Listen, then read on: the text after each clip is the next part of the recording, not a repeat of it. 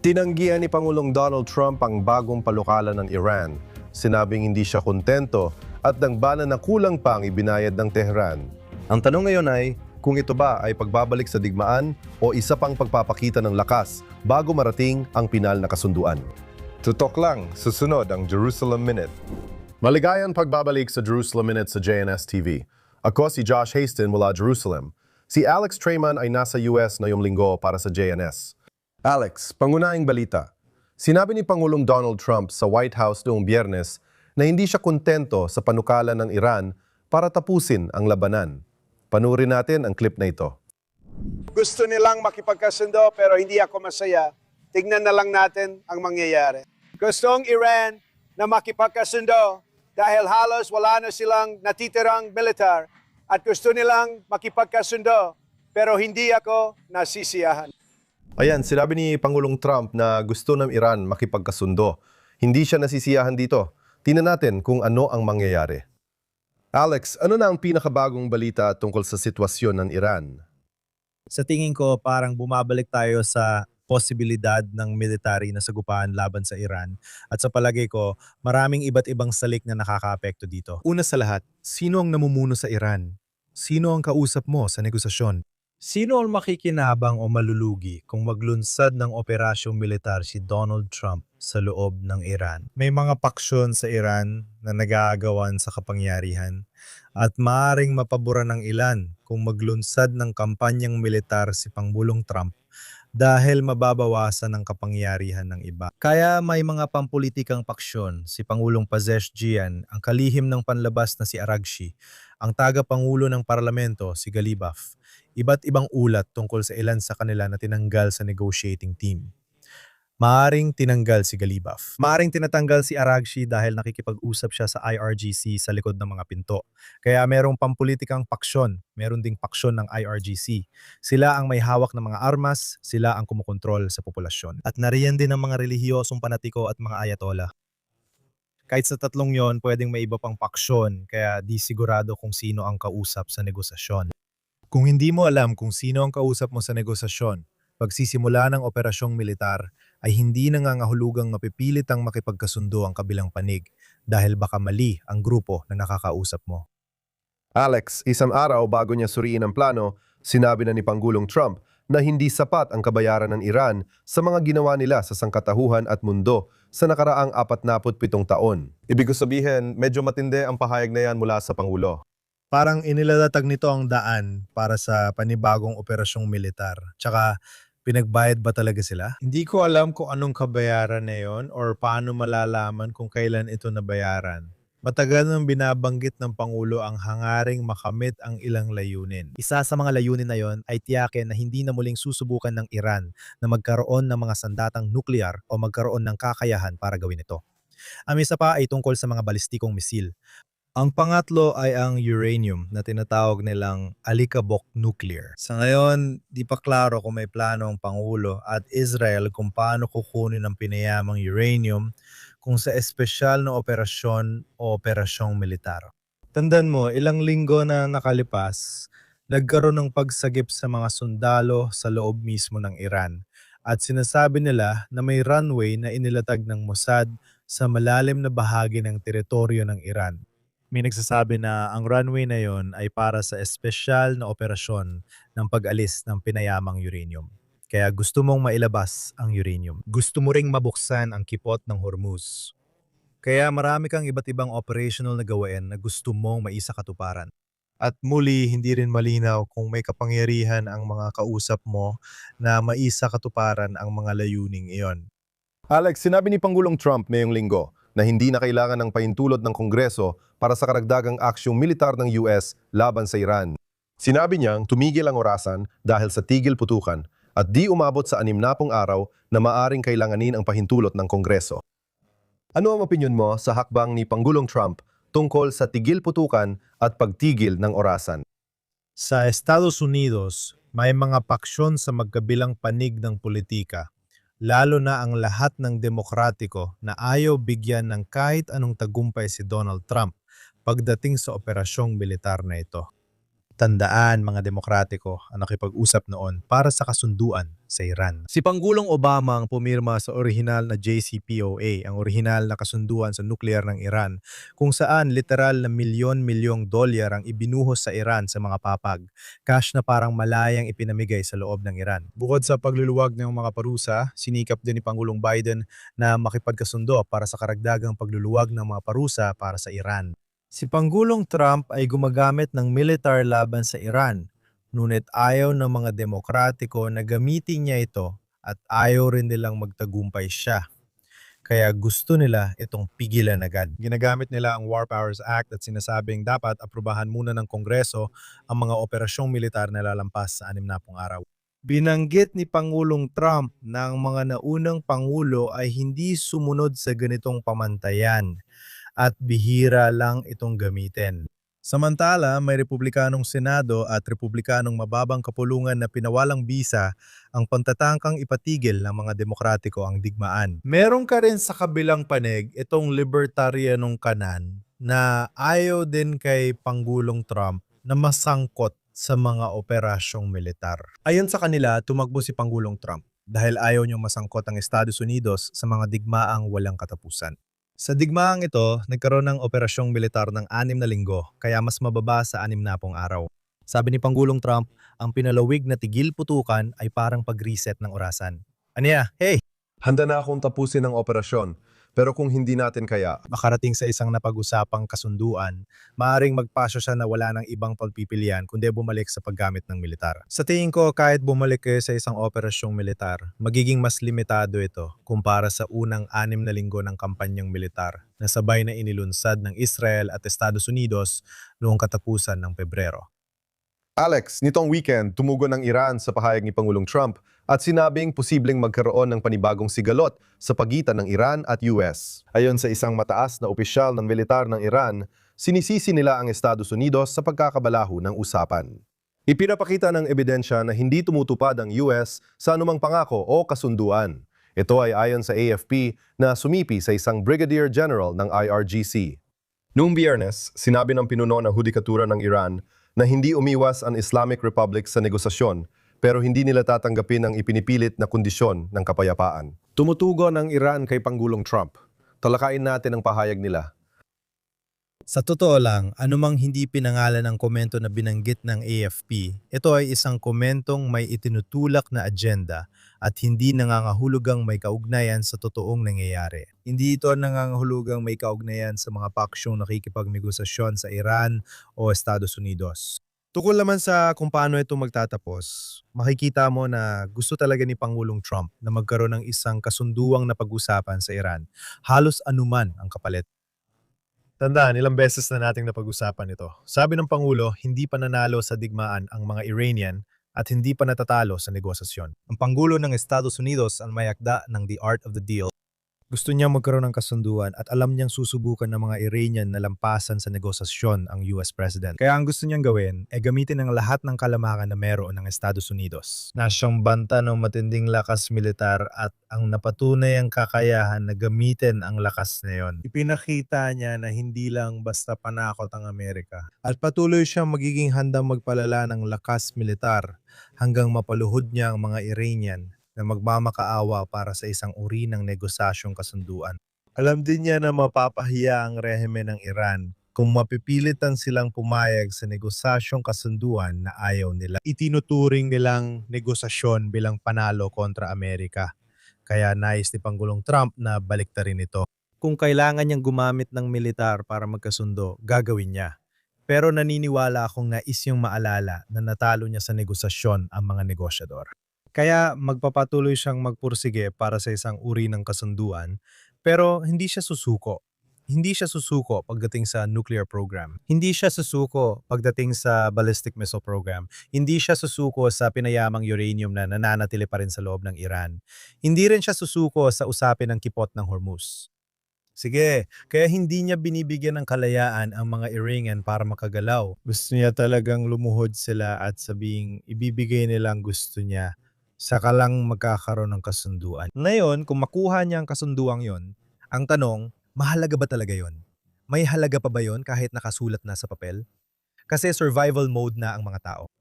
Kung sino man ang paksyon na nasa kapangyarihan, sinusubukan lang nilang kumapit. Maaring pumayag sila sa negosasyon para lang makaligtas muna at muling magkaroon ng perang papasok sa bansa. Pero hindi ibig sabihin nun na tutuparin nila kung may balak man silang tuparin ang anumang pipirmahan nila at ang gusto ni Trump. Alex, may isa pang balita kay Pangulong Trump. Hindi siya masaya sa Germany at kay Chancellor Merz. Ayon sa ulat, aalisin ng US ang 5,000 sundalo mula Germany matapos punahin ni Merz ang digmaan sa Iran na nagsabing napahiya ang US at walang malinaw na estratehiya. Panuorin natin ang clip na ito. Malinaw na walang estratehiya ang mga Amerikano at ang problema sa mga ganitong labanan ay hindi lang basta papasok ka. Kailangan mo ring makalabas muli. Hindi ko makita kung anong estratehikong pag-alis ang pinipili ngayon ng mga Amerikano, lalo na't malinaw na napakahusay makipagnegosasyon ng mga Iranian o mas tamang sabihing napakahusay nilang umiwas sa negosasyon. Hinahayaan lang ang mga Amerikano na pumunta sa Islamabad at umalis nang walang resulta. Isang buong bansa ang hinihiya ng pabunuan ng Iran, lalo na ng mga tinatawag na revolusyonaryong Diyos. Vor allem durch diese sogenannten Revolutionskriege. Kaya makikita nyo si Pangulong Trump na hindi masaya kay Chancellor Merz ng Germany at may sunod-sunod siyang post sa Truth Social Network na yung linggo. Sabi ni Pangulong Trump, dapat magpukus si Merz sa bansa niya at nais daw nitong magkaroon ng mga sandatang nuclear ang Iran. Ano ang masasabi natin tungkol sa posibleng pag-atras ng mga tropa? 5,000 tropa ang pinag-uusapan dito, mga tropang Amerikano mula sa Germany. Well, nakita kong isang ulat na ipinost ng Pangulo na mas marami pa raw sa 5,000 tropa ang aalisin nila. Sa tingin ko, 5,000. Pinag-uusapan natin ang 30,000 hanggang 35,000 tropang Amerikano na nakaistasyon sa Germany. Alam mo, ang pagbawas ng 5,000 ay mahalaga. Pero hindi naman ito agad-agad babaguhin ng malaki ang puwersa doon. Parang simbolikong pagbawas lang ito. Sabi ni Pangulong Trump, posibleng mas mataas pa ito sa 5,000. Hindi lang din ito tungkol sa Germany, kahit pa ito ang pangunahing bansa sa Europa ngayon. Pero makikita mo na talagang naiinis ang Pangulo kay Punong Ministro Starmer sa UK, kay Pangulong Macron sa Pransya, kay Chancellor Merz sa Germany, at naiinis din siya sa Spain. Hindi siya masaya sa Europa sa pangkalahatan. At pinag-uusapan ng mga tao sa Estados Unidos ang lahat ng perang ibinibigay ng Amerika sa Israel. Tama? Pinag-uusapan nila ang $3.8 bilyong kada taon, ang $38 bilyong na MOU. Magkano ang ginagastos ng Estados Unidos para sa 5,000 o 35,000 sundalo kada taon na nakaistasyon sa Alemanya? Makapangyarihan ng Alemanya at dapat kayang ipagtanggol ng mga Europeo ang sarili nila. Pero nung Estados Unidos ang inilalagay nito sa NATO at sa lahat ng mga base militar ng Amerika sa buong Europa, sobrang mahal. Mas malaki ang halagang tinutukoy mo kaysa natatanggap ng Israel mula sa Estados Unidos. Sobrang laki ng agwat. Gayunpaman, ang napapansin lang ng mga tao ay ang perang napupunta sa Israel, kahit sa huli, ang Israel ay kakampi ng Estados Unidos. Hindi nagsasalita ng masama ang Israel tungkol sa pulisya ng Amerika maliban kung ito ay labag sa pulisya ng Israel. At heto si Chancellor Merz na 2 buwan lang ang nakalipas ay nasa White House katabi si Pangulong Trump. At inisip niya at nagsabi ng magagandang bagay si Pangulong Trump tungkol kay Merz nung nandun siya. At inisip niya na baka, alam mo, magkaalyado ang dalawang bansang ito. Baka mas magaling pa si Merz kaysa kay Angela Merkel. Pero mukhang talagang hindi na-impress ang Pangulo ngayon sa kahit anong pahayag na nanggagaling sa Germany, France, UK, Spain, halos kahit saan pa sa kontinente ng Europa. Alex, lilipat tayo sa Israel. Sinabi ni Punong Ministro Netanyahu na tatawagin niya ang Security Cabinet anumang oras para talakayin ang sitwasyon sa Iran, posibleng pagpapatuloy ng digmaan laban sa Iran at pati Gaza. Hindi natutuwa ang Israel ngayon. Inanunsyo ng Hamas na ayaw nilang magdisarma. Alam natin na kondisyon sa kasunduan ang pagdisarma ng Hamas, bahagi ito ng ikalawang yugto. Pero malinaw nilang sinabing hindi nila isusuko ang armas nila. Ayon sa isang Israeli source, hindi raw sumusunod ang Hamas sa kasunduan sa pagdidisarma. May narinig akong boses sa radyo ng Israel kanina na nagsasabing baka ito na ang tamang oras para atakihin ng todo ng Israel ang Hamas at tapusin sila. Dahil hindi umuusad ang susunod na yugto ng kasunduan sa tigil putukan kasama ang Hamas.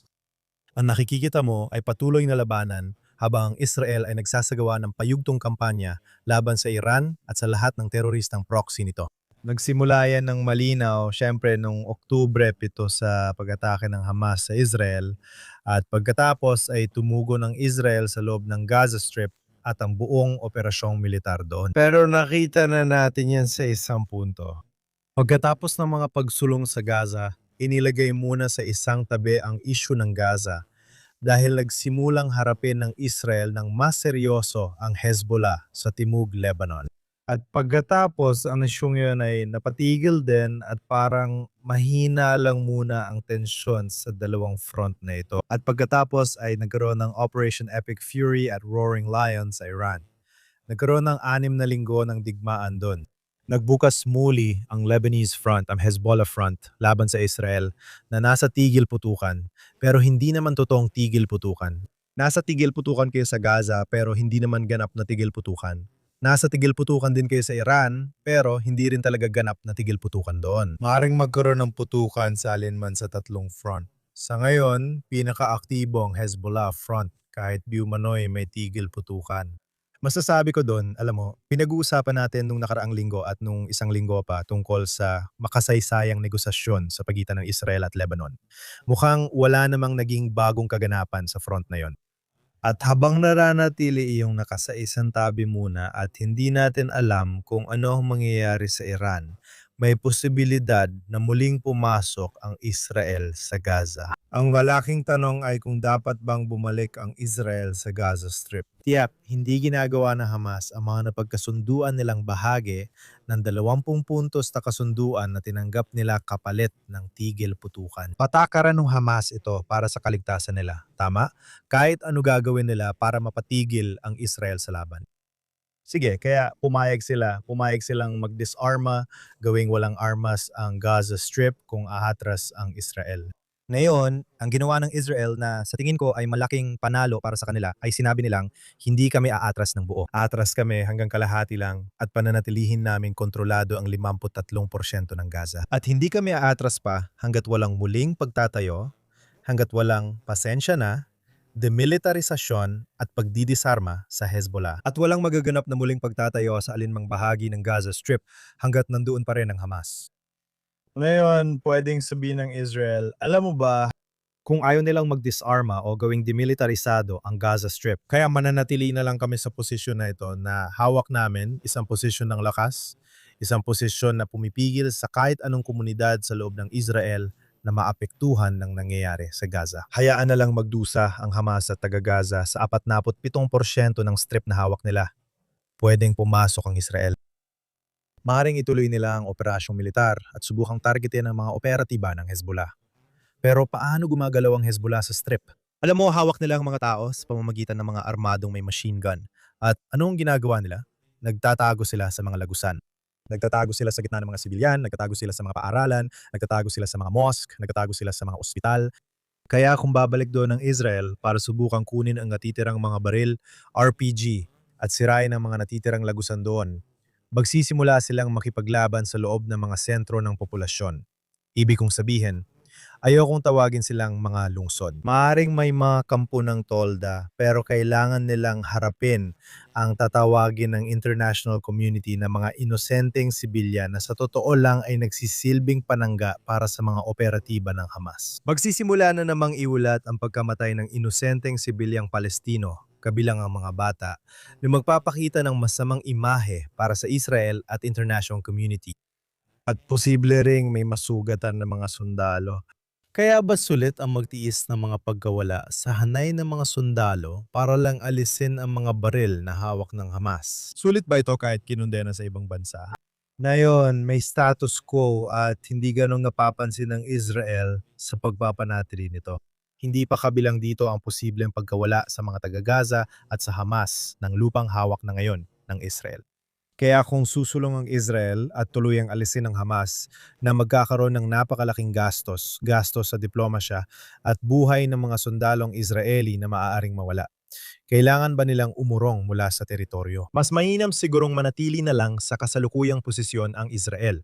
Ito ang mga kalkulasyong kailangang isaalang-alang.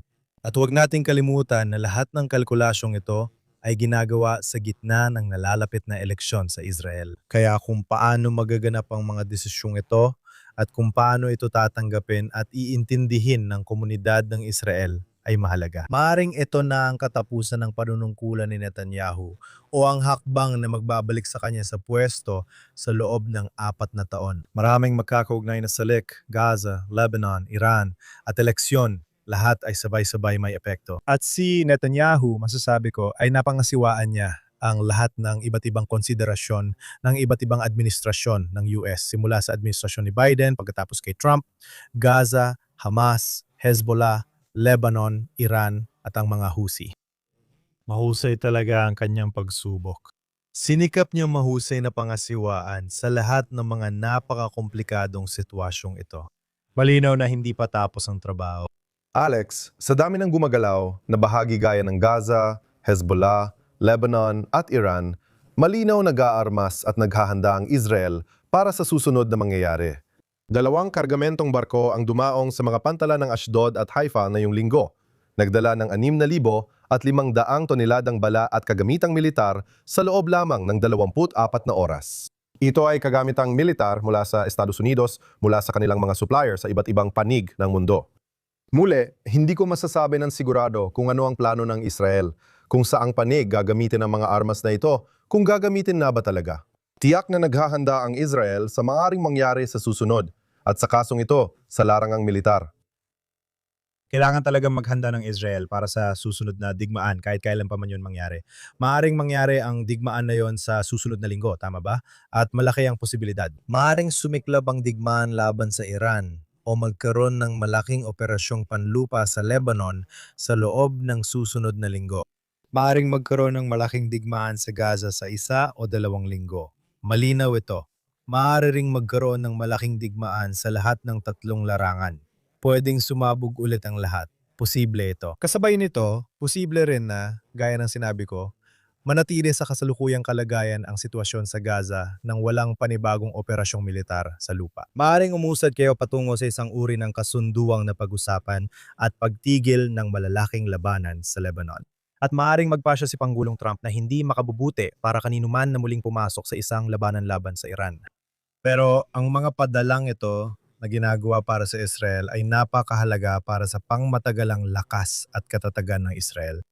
Nasa sitwasyon ka ngayon kasamang Estados Unidos na may presidenteng sobrang pro-Israel. Meron kang kalihim ng estado na lubang pro-Israel, meron kang kalihim ng tanggulang pambansa na lubang pro-Israel. Kung tinitingnan mo ang magkabilang panig ng political na spectrum, pareho lang sa kanan ng presidente. Ano man ang tawag mo dito tulad ng woke, 'di ba?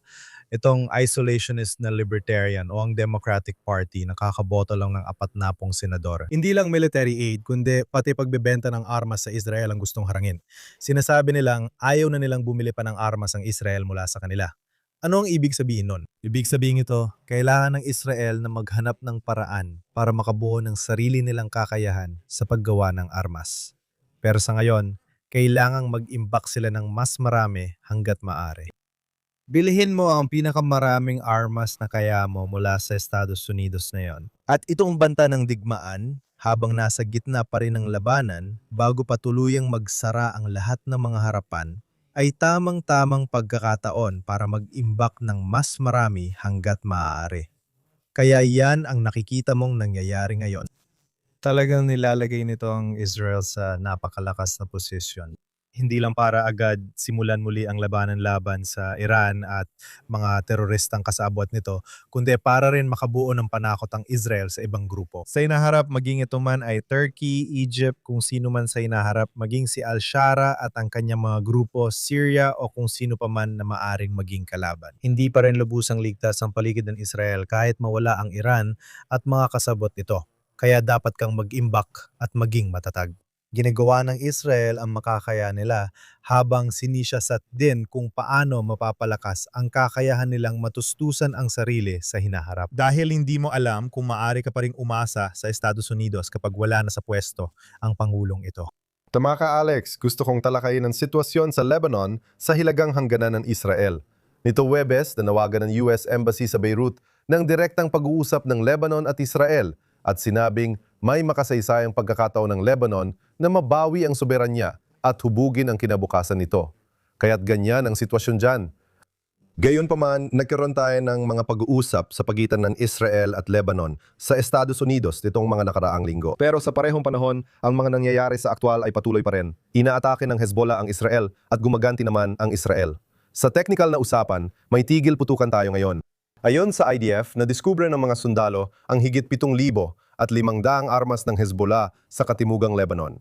May mga pagkakataon na halos walang tigil ang pagpapakawala ng Hezbollah ng mga rocket at pampasabog na drone sa gitna ng tinatawag na tigil putukan na hindi naman talaga sinusunod ng Hezbollah.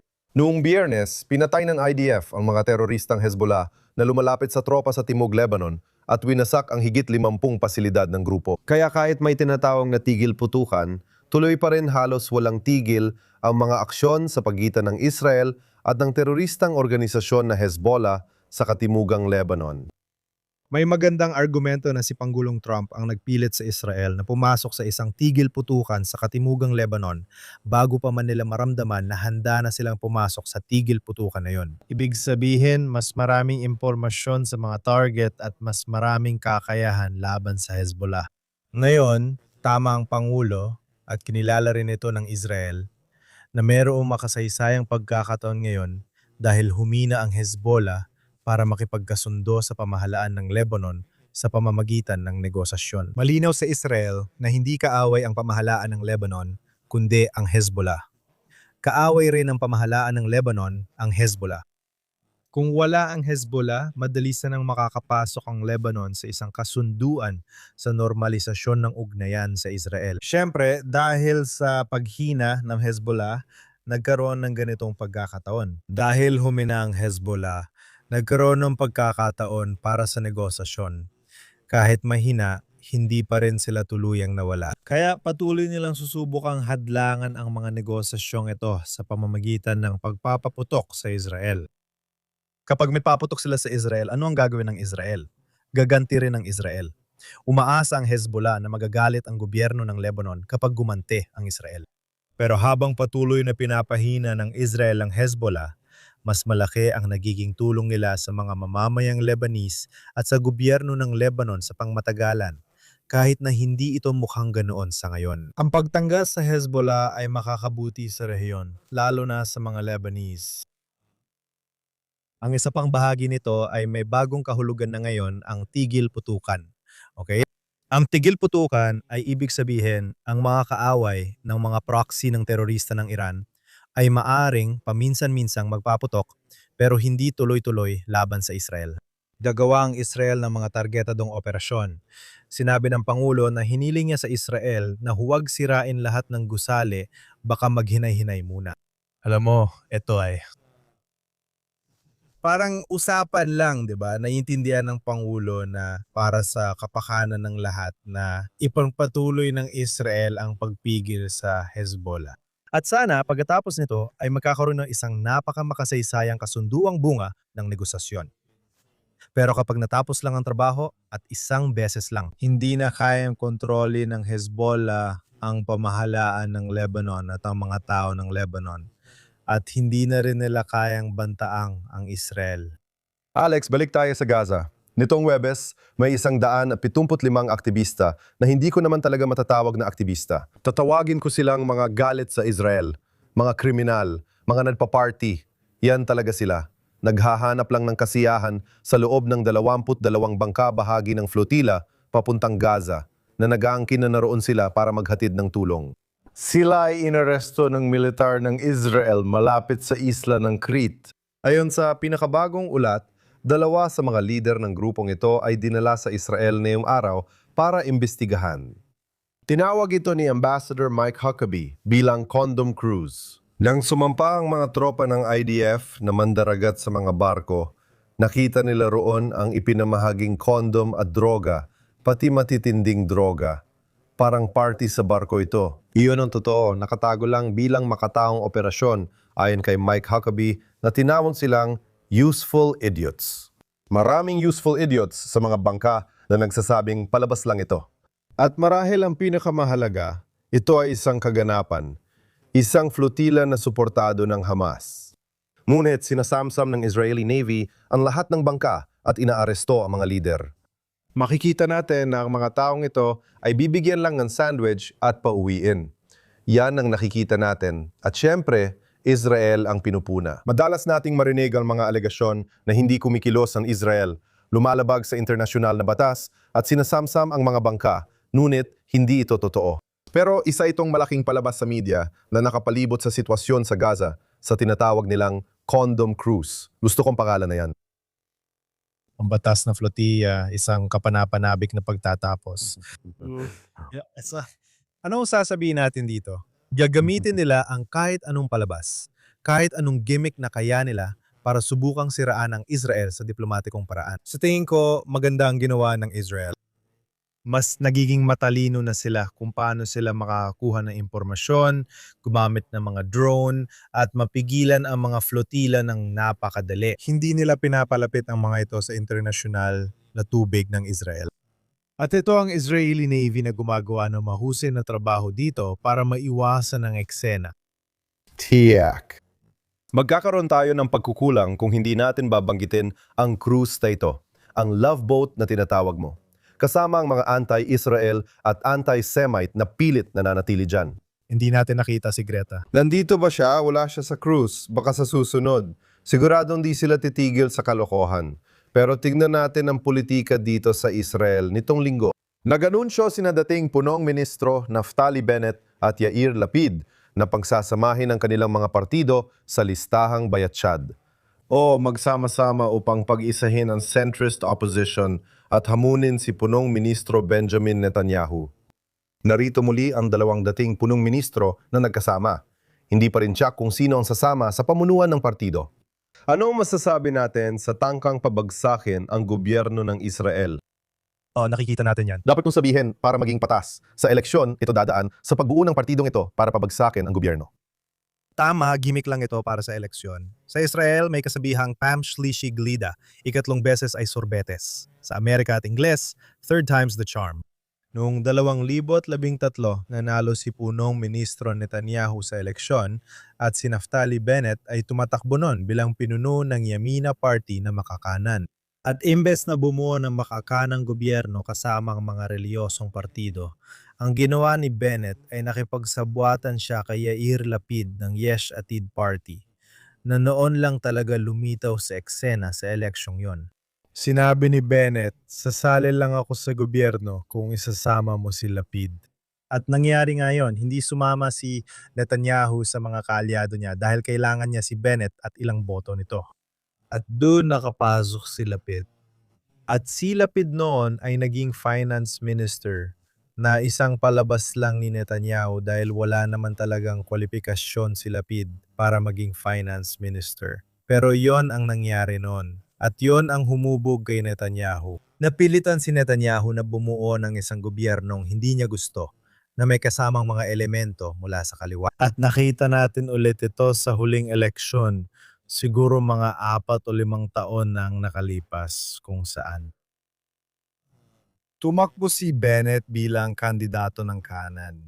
At imbes na makipag-alyansa kay Netanyahu na ang partido ay may 30 upuan, 13 upuan lamang sa Yesh Atid, na siyang pangalawang pinakamalaking partido na may 17 upuan.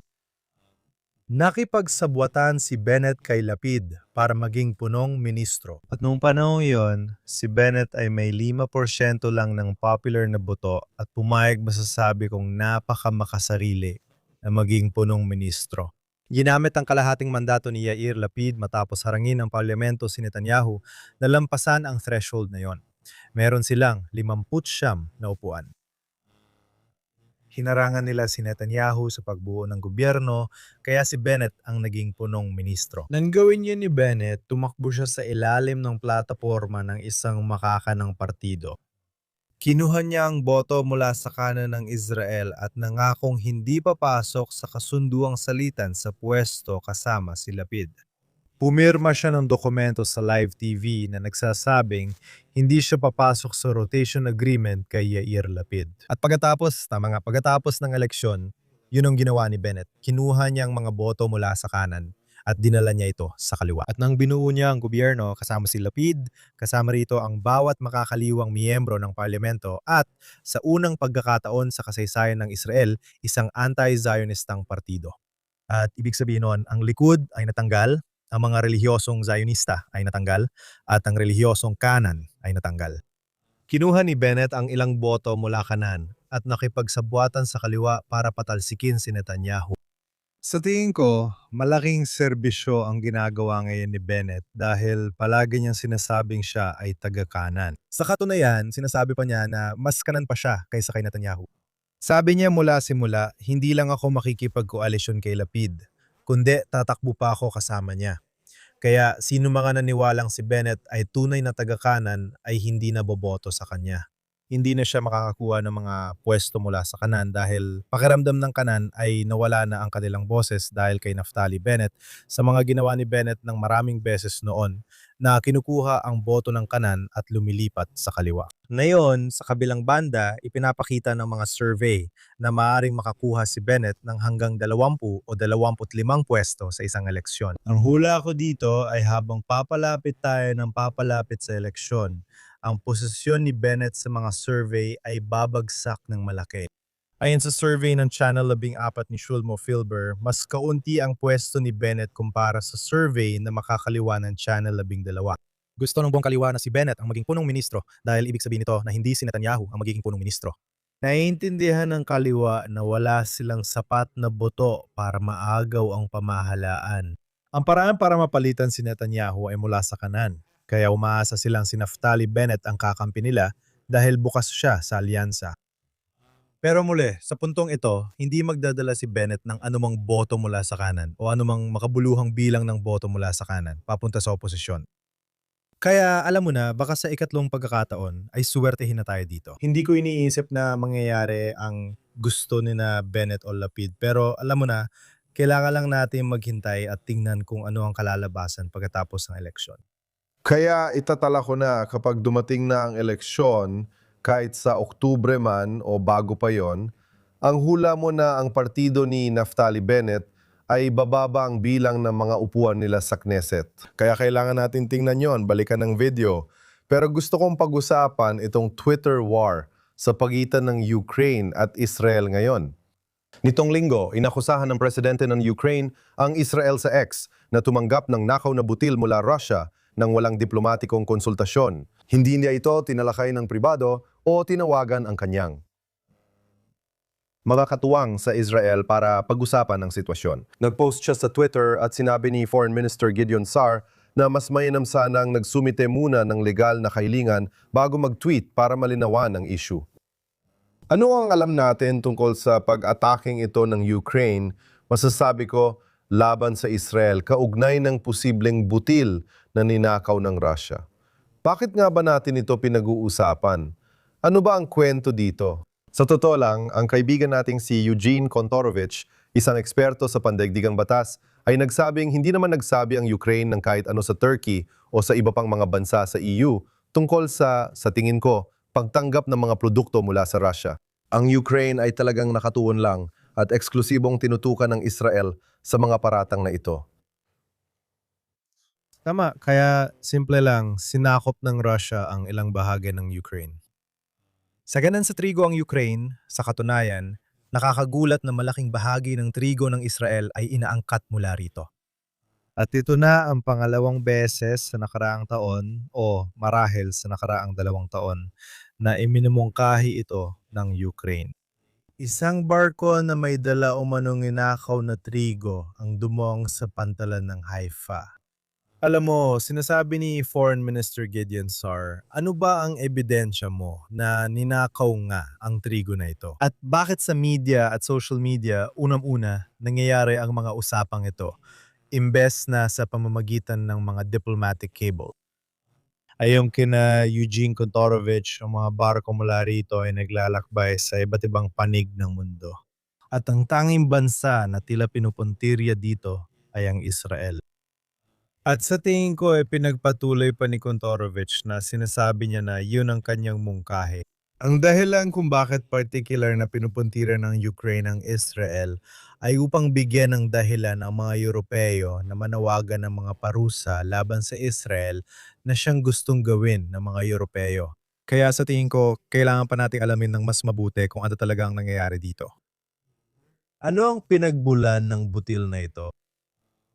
Sino ang nagbebenta ng butil na ito? Nagbebenta rin ba sila sa ibang bansa?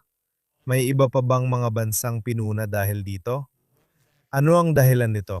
Hindi ako sigurado kung may malalaman pa tayong dagdag na detalye sa mga susunod na linggo. Maaring isa ito sa mga kwento na unti-unti na lang matatabunan sa ikot ng balita. Gaya ng nangyari nung una itong lumabas 2 taon na ang nakalipas. O maaari rin namang nasa gitna tayo ng isang malaking diplomatikong insidente. Pakiramdam ko, hindi na natin ito masyadong maririnig sa mga susunod na linggo. Abangan natin yan. Alex, bago tayo matapos, may isa pa tayong pag-uusapan.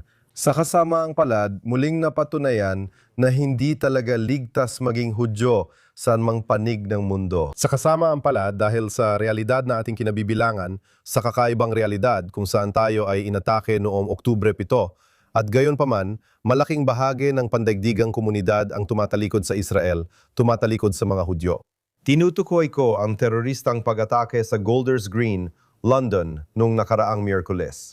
2 Hudyo, isang 76 na taong gulang at isang 34 na taong gulang ang sinaksak sa isang teroristang pag-atake sa London. Sinabi ni Pangulong Isaac Herzog ng Israel na nabigla at natakot siya sa panibagong marahas na pag-atake sa mga Hudyo sa mga lansangan ng London sa sikat ng araw. Alex, ilang beses na natin itong nasaksihan. Washington, London at iba pang lugar talaga kung saan inaatake ang mga kitang-kitang Hudyo na may suot na kipa. Makikikita mong sila ay mga Hudyo at sila ay inaatake sa iba't ibang panig ng mundo. May humigit kumulang 250,000 Hudyo na naninirahan sa Inglaterra. At ang mga Breton na Hudyo na nakakausap ko, mas nararamdaman nilang hindi sila ligtas bilang mga Hudyo na naninirahan sa Great Britain kumpara sa mga nakaraang taon at lalo na sa mga nakaraang dekada. At sa tingin ko, maghahanda ang Israel para sa malaking pagdagsa. Nagkaroon na ng mga alon ng imigrasyon sa Israel. Nagkaroon tayo ng mga alon ng imigrasyon mula sa mga bansa ng dating Soviet Union noong huling bahagi ng dekada 80 at dekada 90. Sa pagdaan ng mga taon, nagkaroon ng malaking imigrasyon mula Pransya kahit may malaking komunidad pa rin ng mga Pranses doon. Marami, siguro isang kapat hanggang kalahati ng lahat ng mga Hudyo sa Pransya ay nakarating na sa Israel. Hindi ka pa nakakakita ng ganun karami. Ibig ko sabihin kahit na may ilan tayong mga Britanikong Hudyo na nagtatrabaho sa JNS, pero sa tingin ko, magsisimula ka na makakita ng dumaraming bilang ng mga Hudyo mula sa UK na lumilipat sa Israel dahil hindi naligtas doon. Hindi ginagawa ng gobyerno ang kailangan para protektahan ang komunidad ng mga Hudyo. Maraming Hudyo at mismong gobyerno ng Israel ang nagsasabing hindi sapat ang ginagawa ng gobyerno ng Britanya. Kapag pinapayagan nila ang pro-Palestinian na protesta at sigona mula sa ilog hanggang dagat, magiging malaya ang Palestina sa London. Ang mga protestang ito ay humahantong sa karahasan at may ilan na nagsasabing ito ay pag-uudyok sa karahasan. Hindi ko sigurado kung ito ay tahasang pag-uudyok ng karahasan sa mga Hudyo sa UK, pero ganoon ang nangyayari. At wala nang paraan para pagandahin pa ito. Maraming mga Hudyo, mapa Leeds man, mapa Manchester o mapa London, ay talagang hindi naligtas ang pakiramdam. Maraming pag-atake na ang nangyari laban sa mga Hudyo, laban sa mga institusyong Hudyo at sa mga sinagoga. Sa huli, palagay ko mauunawaan ng marami sa komunidad na hindi naligtas dito at panahon ng mag-impake at lumipat sa Israel. Alex, iyan ang sitwasyon sa UK. Pero bago tayo magtapos, gusto ko lang itanong, pakiramdam mo ba ligtas ka ngayon sa US? Bumisita ka ngayon sa US bilang isang taong madaling makilalang Hudyo. Medyo nag-aalangan ka ba ngayon kumpara sa mga nakaraang pagbisita mo? O sa tingin mo ay ligtas naman ang lahat at kampante ka sa ngayon? Kakalanding ko lang dito sa Boston, ilang oras pa lang at pupunta na rin ako sa New York, Philadelphia at New Jersey. Alam mo, sa tingin ko, maraming mga Hudyo ang nagsasabi na ayaw nilang magsuot ng yarmulke sa ulo nila habang naglalakad sa mga kalye ng Manhattan at lalo na sa mga subway. Ako yung tipo ng lalaki na palaging nagsusuot ng baseball cap o sombrero.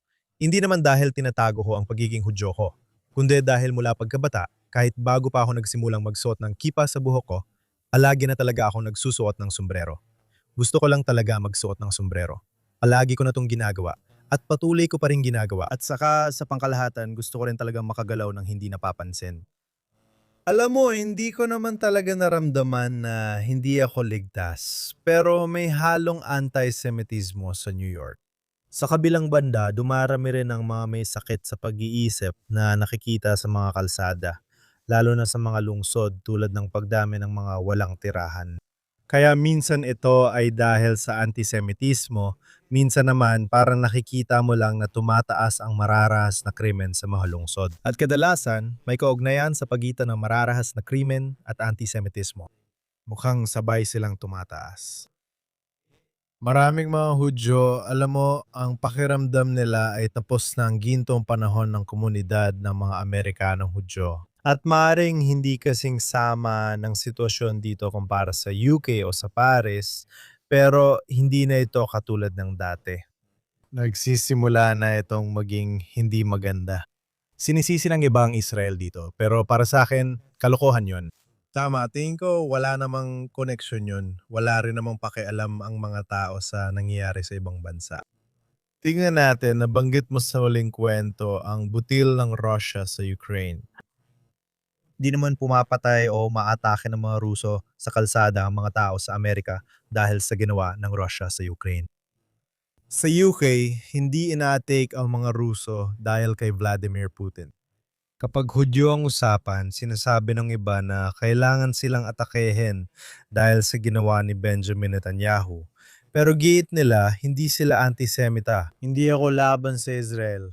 Laban lang ako sa gobyerno ni Netanyahu. Kung laban ka sa gobyerno ng isang banyagang bansa, hindi ibig sabihin na dapat mong atakihin ang mga taong kapareho ng relihiyon ng punong ministro ng bansang yon dahil lang ayaw mo sa punong ministrong yon. Ito ay antisemitismo, malinaw at simple. At sa kasamaang palad, lumalaganap ang antisemitismo. Bawat survey, bawat pag-aaral, bawat pananaliksik na lumalabas ay nagpapakita na lumalaganap ang antisemitismo sa US.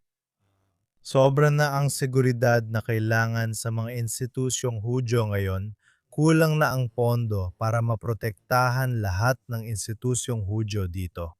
Napakalungkot ng sitwasyon, hindi mo naman nakikita na kailangan ng mga simbahan ng seguridad tulad ng sa institusyong Hudyo. Hindi mo nakikita na kailangan ng katolikong paaralan ng parehong seguridad gaya ng pampublikong paaralang Hudyo sa Amerika. Oo, tumataas talaga ang anti-Semitismo at nakababahala ito.